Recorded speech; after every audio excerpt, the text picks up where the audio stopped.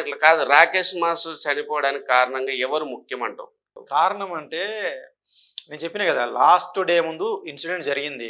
ఆ రోజు బానే ఉన్నాడు రాకేష్ మాస్టర్, మంచిగా తాగి అక్కడ పడుకున్నాడు. ఎంతవరకు కొట్టిరు ఆయనని? బాగా దెబ్బలు తాకినాయా? దెబ్బలేం తగలే. రాకేష్ మాస్టర్ మీద చేయవాలి అసలు. కొడదానికి వచ్చిర్రు కర్రలు తీసుకొని, అంతలోపు మన వాళ్ళందరూ లేచి వెళ్ళి.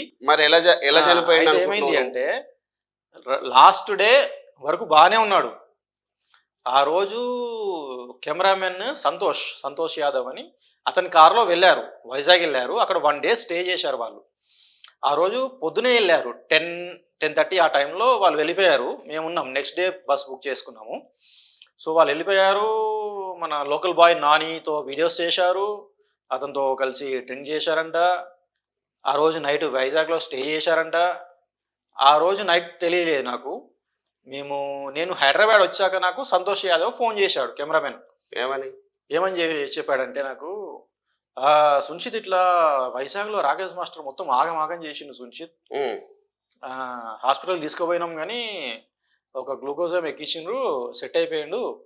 ఇప్పుడు ఎట్లా ఉంది అంటే బాగానే ఉన్నాడు, ఆశ్రమంలో దింపేసి నేను వెళ్ళిపోయినా అన్నాడు. సరే రాకేష్ మాస్టర్ బాగానే ఉన్నాడులే అని చెప్పి. నువ్వేమనుకుంటున్నావు? ఆ లోకల్ బాయ్ నాయని వాళ్ళందరూ కలిసి ఆ రోజు రాత్రి ఏమన్నా కొట్టి అయితే ఏంటి అంటే ఇక వైజాగ్ పోయినప్పటి నుంచి బూమ్ బీరు తాగిండు మంచిగానే, గట్టినే తాగిండు, మంచిగానే ఉన్నాడు, గట్టిగానే ఉన్నాడు. ఒక రోజే వామిటింగ్ చేసుకున్నాడు అంతే, ఫుడ్ సరిగ్గా తినలే. ఒక రోజు వామిటింగ్ చేసుకున్నాడు, మంచిగానే ఉన్నాడు. అయినా రియాక్షన్ ఏంటిదంట? ఆ బూమ్ బీర్లు రియాక్షన్ ఇచ్చింది.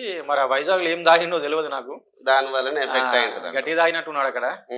దానివల్ల సన్ స్ట్రోక్ కొంచెం లైట్ గా తగిలింది అనుకుంది.